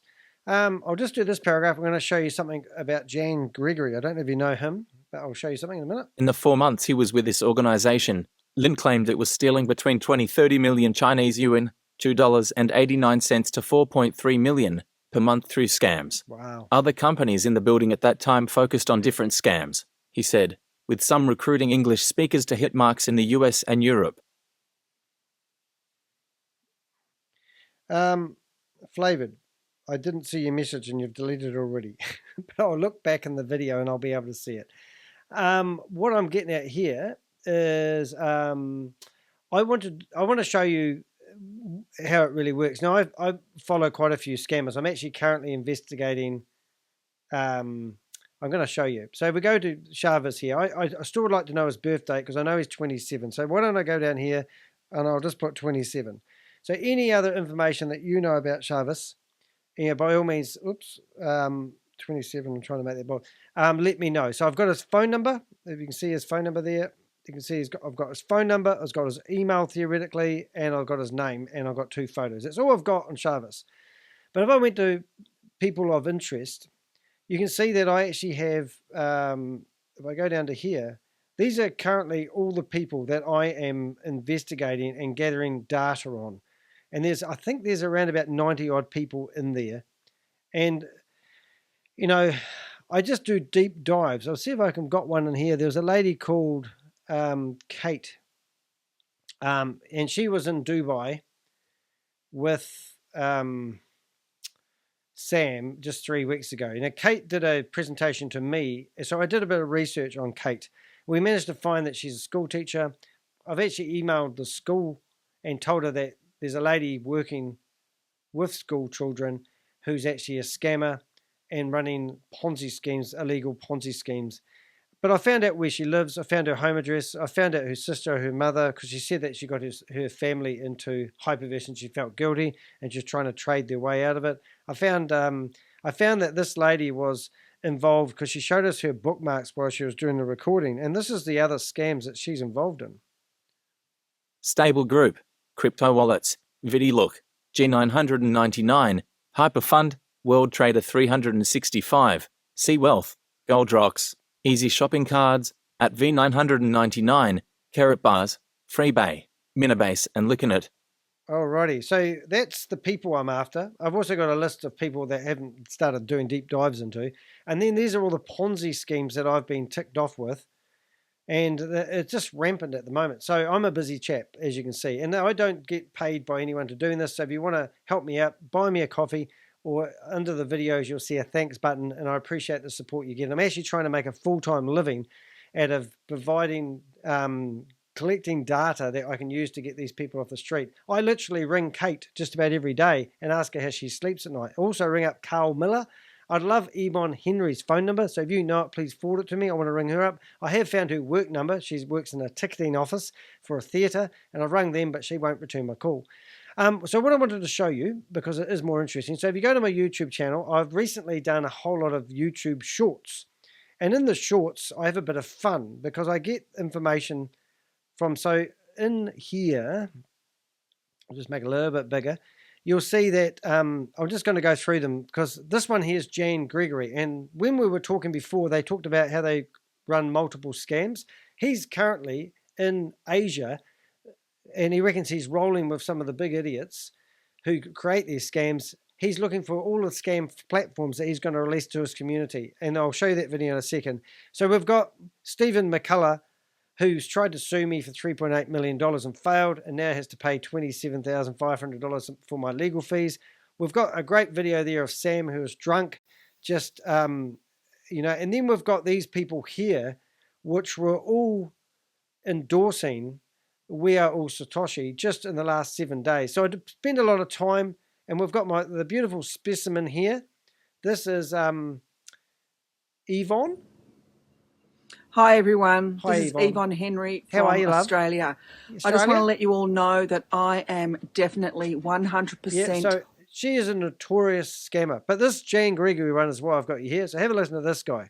This is what these scammers do. Hey family, Baby Boy here in Asia. I'm on a 5-city crypto tour, meeting CEOs, meeting global leaders, meeting development teams. We've got new platforms coming to you guys for the fall season, moving into next year. We've got some of the best you guys have ever worked with or tried. We've got some really, really intelligent people. We've got software now that can't mess up, that nobody can stop, that nobody can mess with the withdrawals on you. The gains keep coming nonstop. Everything is solid now. So get ready. I've got something juicy for everybody coming down the pipeline. You guys are going to love this. I'm at the head office right now of one of the new platforms launching October 14th. I need all of the leaders with me. You guys have got to ramp up. Pay attention to this. We're going to make you rich. I mean, really rich. And all of the USDT is automatically dropped in your wallet. You don't ask anybody for nothing.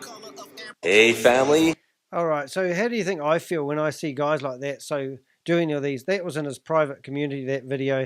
But I mean, these guys are rampant and they're just producing scam after scam. And you guys who are feeding these scammers are just not helping. So I'm here to create awareness and I'm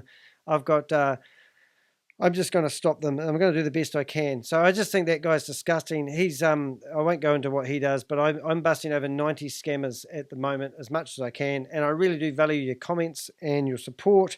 And, it's 12 o'clock at night and I'm doing a video. It's just ridiculous. Anyway, let's finish reading this article. According to Lynn, DIP was a place where criminal enterprises could blend in with the legitimate ones with few questions asked by authorities.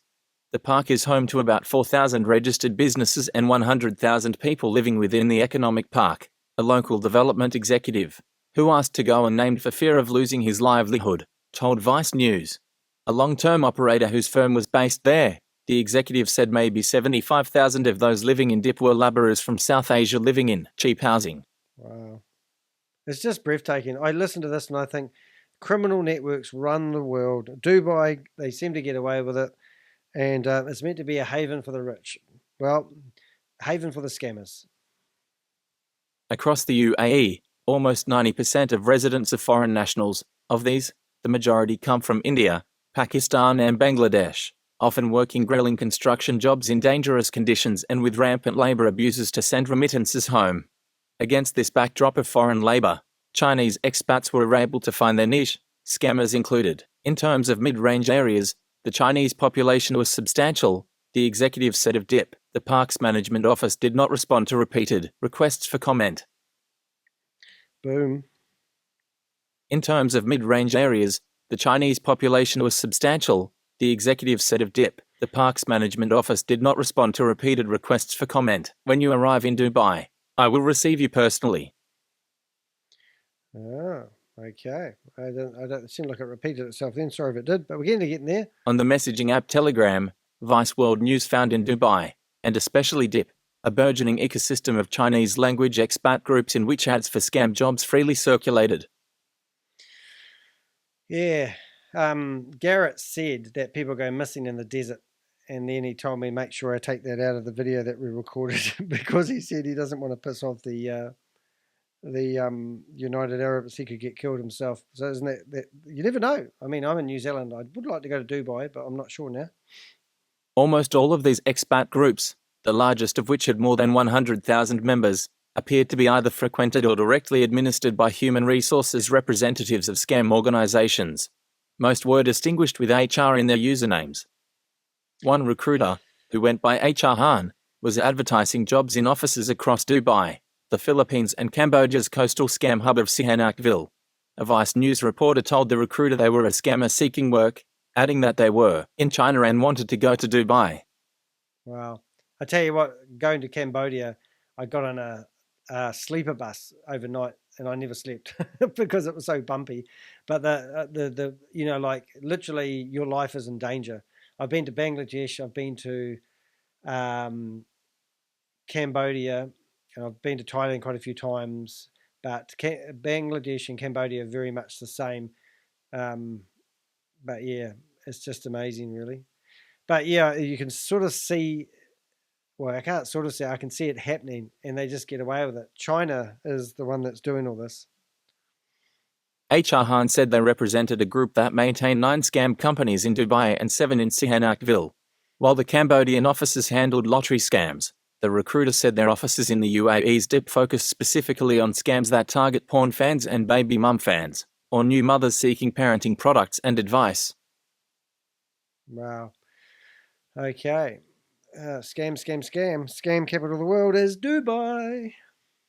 The representative offered a basic salary of 10,000 to 15,000 yuan, $1,450 to $2,180, with 1 day off every month. Oh. If a scammer could extract between 300,000 to 700,000 yuan, $43,600 to $101,700 from their marks in 1 month, HR Han said they would receive a 6% commission.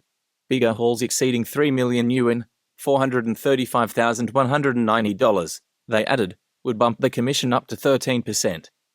Wow, this is great intel. What an awesome article. Thank you for sharing this with me. Yeah, so what I'm trying to get at is a criminal network. It seems to be behind what Sam Lee's doing. The Chinese government often checks the people who go to Dubai or Cambodia, but we have a way to ensure that you can leave the country smoothly, as long as you have no previous criminal record. HR Han promised. When you arrive in Dubai, I will receive you personally. Wow. Okay, so this one here is quite interesting. I'll just put this on a big browser. Hopefully you can see it, and I'll get my head out of it. But this is the advert that they advertised in China, I think. And you can sort of see what they're actually offering. I don't actually know what it's saying because I'm not Chinese. And that lady's looks really nice. So it's nice. Airfares, I'll guess. Let's make it up. Here we go. Go to Dubai, live the life of Riley, overlook the majestic, and earn a lot of money, and also all flights paid and no experience necessary. Let's have a look. And that's an ad scraped. Okay, let's have a read of that. An ad for scam jobs originally posted by the recruiter HR Han in several of Dubai's Chinese language Telegram groups. Wow, look at that. All right, so let's go. We're nearly there, kids. And then I'll do this. I've got one other interesting article as well. We'll do these 2 paragraphs. An active scammer claiming to be in a Dubai scam center, who went by the Telegram handle Sun, shared information about his life with a Vice News reporter who posed as a fellow fraudster hoping to move to the city from Sihanoukville. Messaging in Chinese, Sun said he lived and worked in Dip for a company that targeted quick-turn scams at the so-called porn fans. For this, he and his co-workers pretended to be women to chat up marks in the comments sections of racy videos, stroking their egos before bleeding them of money. Wow, okay. Let's have a look at those 2 paragraphs. Thanks for listening to my video. Appreciate it. We finished this up very quickly, Sun messaged. But it depends on our luck to close it out and get a commission. The boss of the scam company doesn't dare to take out the electric baton easily for fear of causing trouble for himself. Maybe a big one. Yeah, I don't know. I presume this is all related to crypto. But, you'd think the credit card companies would have some way of actually stopping this happening. I mean, for example, if the credit card companies didn't allow people to purchase crypto using your credit card, because that's how I bought some, and I basically used my credit card to put it into Binance, and then I could use, if they just stopped doing that, wouldn't that cut down a lot of fraud? Why do credit card companies need to let you purchase crypto? It's a standalone currency of its own, isn't it? That's what I reckon. So if it's standalone, then, don't let people purchase it with real money. That's what I think. It's just saying. He claimed he was required to scam almost $145,000 every month, for which he received a commission of about $2,900. Sun also said Dubai-based scam companies tend to operate out of private villas or normal-looking offices, a far cry from heavily guarded compounds seen in Southeast Asia. Yeah, so you're trapped in Dubai. You can't get past border control. He'd only heard of one compound-style headquarters in the UAE, a place called Phoenix Park in the smaller emirate of Ras Al Khaimah about an hour's drive up the coast. The scam managers at Phoenix beat their workers, Sun had heard, but generally he thought the industry in Dubai was less violent than that of Southeast Asia. He scoffed when asked if police could be bribed to turn a blind eye to workplace abuse. He scoffed. Oh, yeah, interesting. All right, we're nearly there. I think we're nearly there. I'm saying that for a wee while now, but there's lots of information that's mind-blowing to me, so hopefully you're finding this interesting as well. Do you know how much monthly salary the UAE police get? Do they still need scam companies to buy them? Off he wrote, saying that whoever hits you is your god of wealth, as they'll need to pay you hush money to avoid trouble with authorities. Anyone who dares to touch you is breaking the law here, Sun explained. The boss of the scam company doesn't dare to take out the electric baton easily for fear of causing trouble for himself. Maybe a big one. Oh, I see. So that's interesting. So the Dubai police,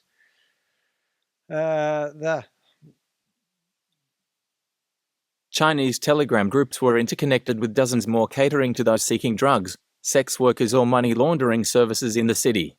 There were also a few places where scammers gathered to talk tough, swapping tales of their journeys through Southeast Asia. One of these latter groups, called Dubai Dip Communications Group, Dubai Dip, 交流群 even hosted open business negotiations between scam company HR representatives among its listed membership of about 7,000 users. Members haggled over the price per head of Vietnamese recruits, gave occasional advice to newcomers, and shared clips of people being tortured in what appeared to be Southeast Asian scam compounds. Anyway, I'm glad you're listening to it. I'm interested. Strive for making this group the largest group of human traffickers in Dip, wrote one user under the handle Collar on Ice. It's all for money, money, money, responded another user named HRRK in what seemed like an ironic lamentation. Human traffickers are for money. Drug dealers are for money. It's all for money. I got a money button. All right, we're up to here. It's all money. It's a sad world we live in. That's what I'm getting out of this. The HR representatives who spoke with Vice News shared various details of their companies in Dubai, including salary information and information about their offices. One representative, who went by HR Helen on Telegram, said they represented a company in Dip with more than 100 workers running pig butchering, lottery gambling, and porn fans scams. They targeted both people in China and elsewhere, starting with phone messages and moving to calls. For international scams, they employed some non-Chinese people to handle the phone. Wow. It's actually quite breathtaking. It's just human rights. I mean, it's just not fair. There are online companies everywhere. In Dubai, they said, complaining that a reporter sounded more like a boss testing the waters than an earnest job seeker. There are more than tens of thousands of workers. And there's a picture of a whole lot of people sleeping in the one room, and it's trafficking victims are finally being freed from Cambodia, but the scam. I tell you what, going through the border between Thailand and Cambodia was the most unusual border. I've been through the Middle East as well, and gone from Turkey into Jordan and into Syria, and they were pretty hard case borders to go through. But Cambodia was probably the most amazing one, and it was quite nerve-wracking as well. Besides DIP, 3 other parts of Dubai also featured prominently in these groups. There was International City, the scene of the 2021 murder, a centre of Chinese life in Dubai. Expats there sometimes refer to the place as Dragon City due to a massive mall complex they're called Dragon Mart. Dragon Mart. Ooh, people in Dubai will know what they say about that. For more respectable quarters, some job listings directed people to the Silicon Oasis, a relatively well-to-do area home to local campuses of foreign universities. Other ads named the Dubai Multi-Commodities Centre, or DMCC, where glassy skyscrapers rise above what's billed as the city's largest free trade zone. Sam took us for a walk through there, didn't he? Hey, my video. He showed us all the buildings that he leases for the Chinese mafia, perhaps, down Sam? But with little information from the ground, the Gazo representative said Dubai is kind of a mystery to their organisation. While many of the scammers they speak with mention the UAE, Gazo gets far fewer calls for assistance there than Southeast Asia. The organisation believes this may be due partly to what appears to be the greater prevalence of people voluntarily going to work there, people seemingly like Scammer Son. Wow, this article is quite long, so I hope you're enjoying it. The higher the volunteer rate, the lower rate of bad things there, the representative said.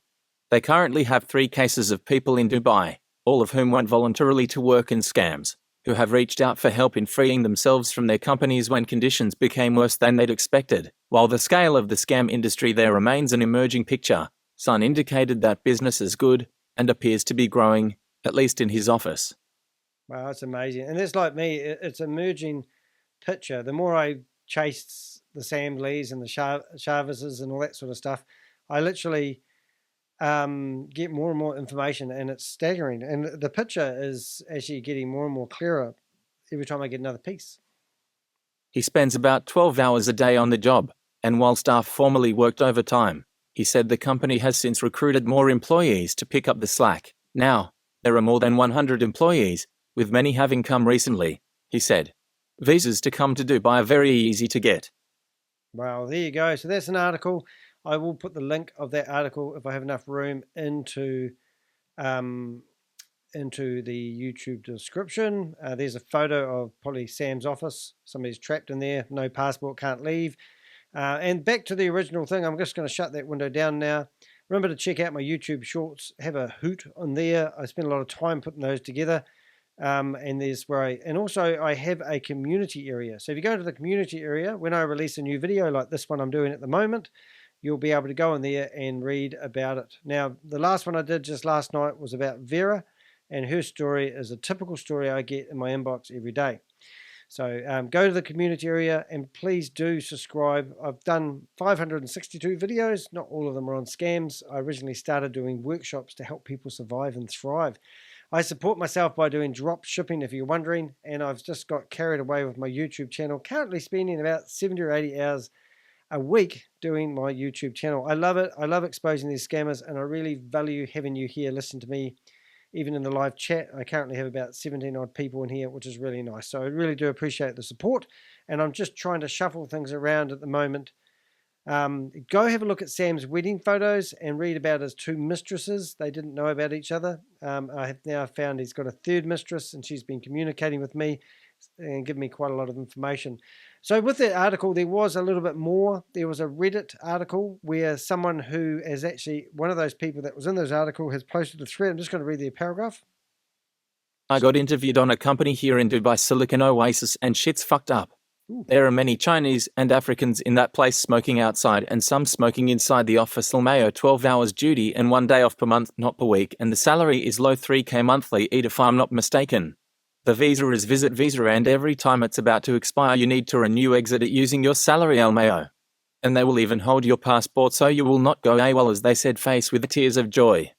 If you ever are travelling to third world countries, do what I do. You photocopy your passport about 5 or 6 times and you put it on your money belt, because every time you go to a hotel, they want to put your passport in the safe. Don't ever do it. I basically hold up the photocopy right next to the passport, let them view it, and give them the photocopy. In fact, I did that in Egypt. Was it Egypt? Yeah, it was Egypt. Yeah.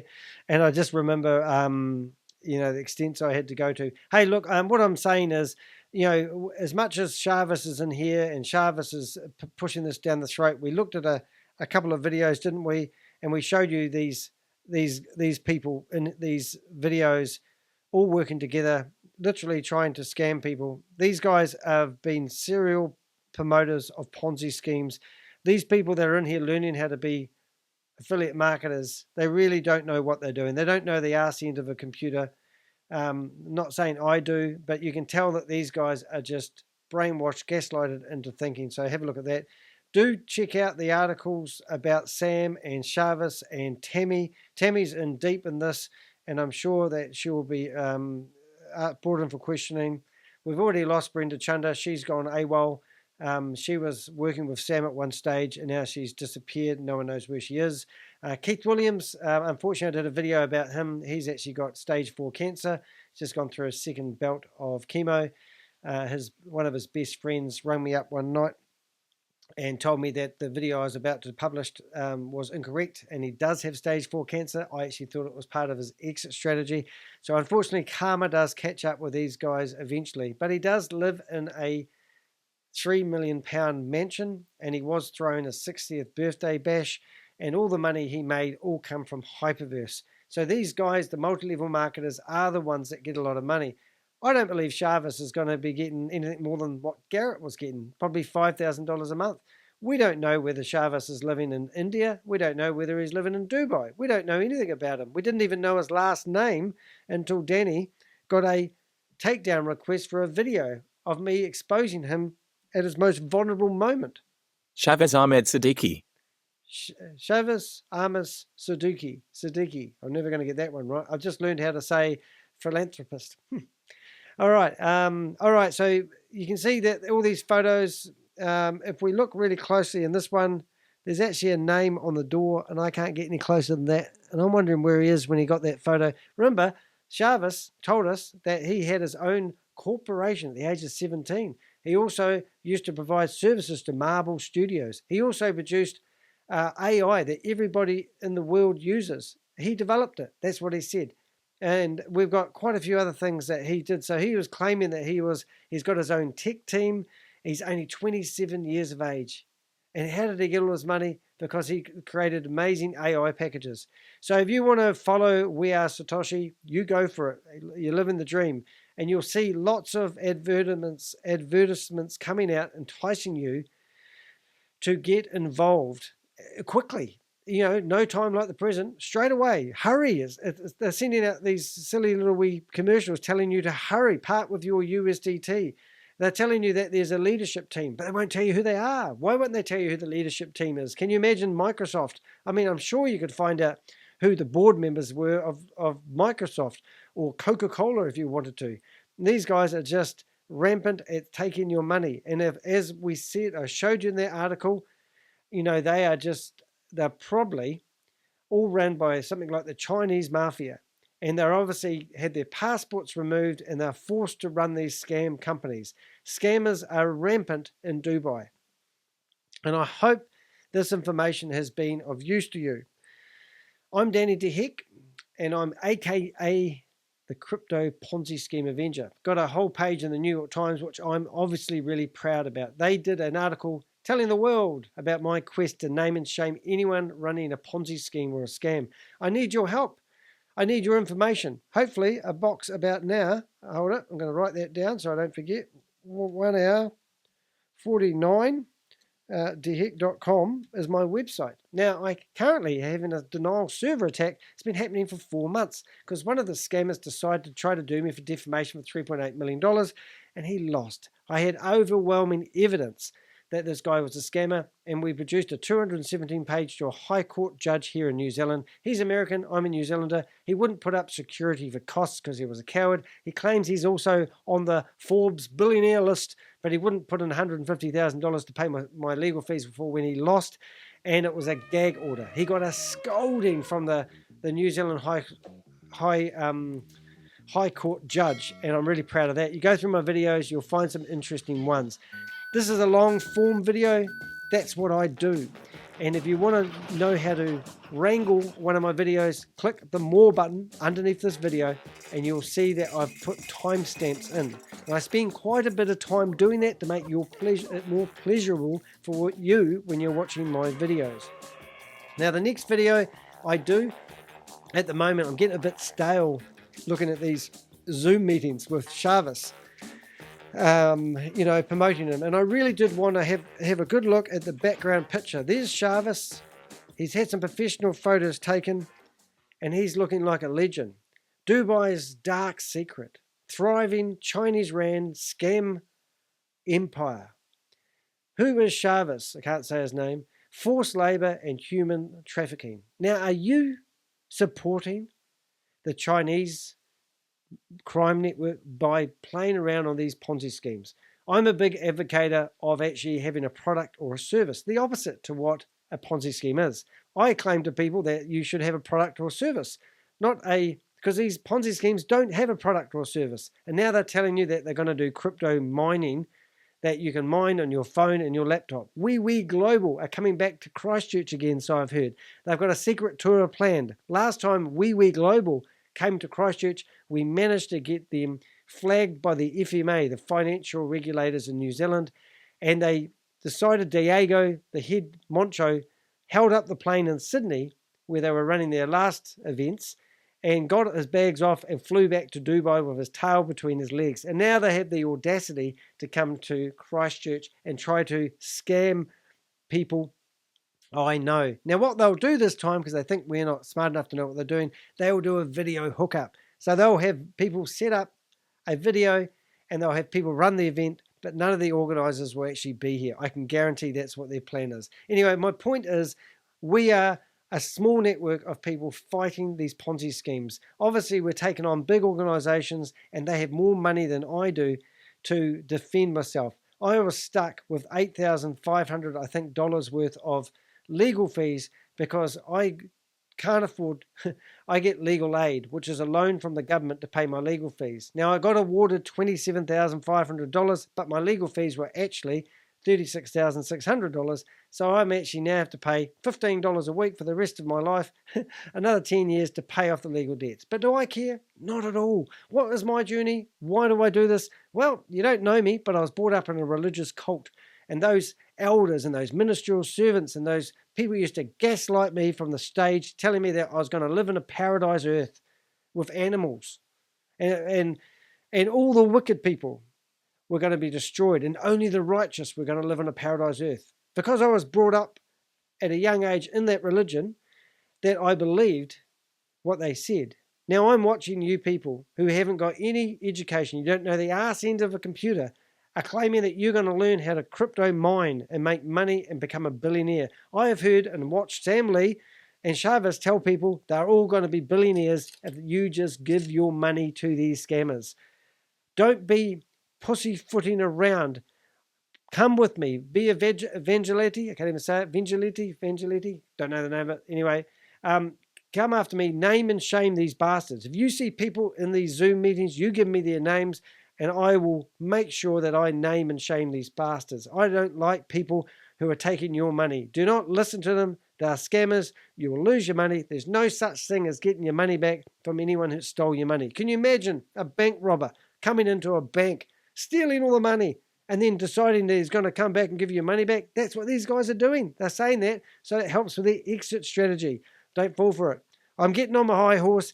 I got to go. Thank you for watching my video. Sorry it's a long one. Use the timestamps and do provide a comment and also hit that thumbs up. It makes a huge difference. And also, if you could, subscribe to the YouTube channel, and if you hit the bell, you'll be notified when new videos come out. So thank you for watching. Have a great night. See you guys.